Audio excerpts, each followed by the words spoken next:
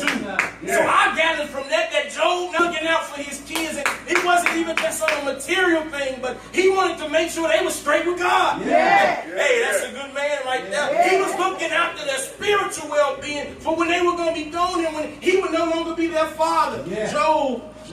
Job is a good man. All right now. But Job too, he was nearly crushed by the pain of the suffering that he had to endure.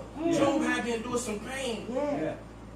It says, if you will look at chapter 1, it says he tore his robe off. Come on now, preacher. He shaved his head. He fell to the ground when he heard that his children had died. Job still chose faith in this time of suffering. In the midst of suffering, Job chose faith, and it did not eliminate Job's pain.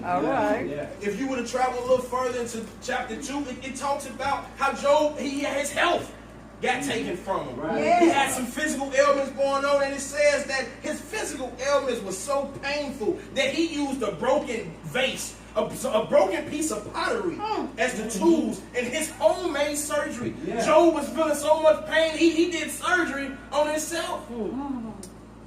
And yet, even in the midst of such pain and heartache, Job was able to utter some of the most said. And this is after he found out his kids have died. He says, naked I came from my mother's womb, and naked I will depart. The Lord gave, and the Lord has taken away.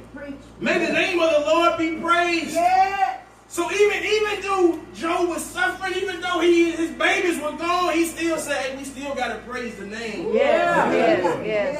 And then the chapter 2, verse 10, what I read, the last verse I read, he says, shall we accept good from God and not trouble? And all of this that Job did, and all this that he said, he never sinned from his lips.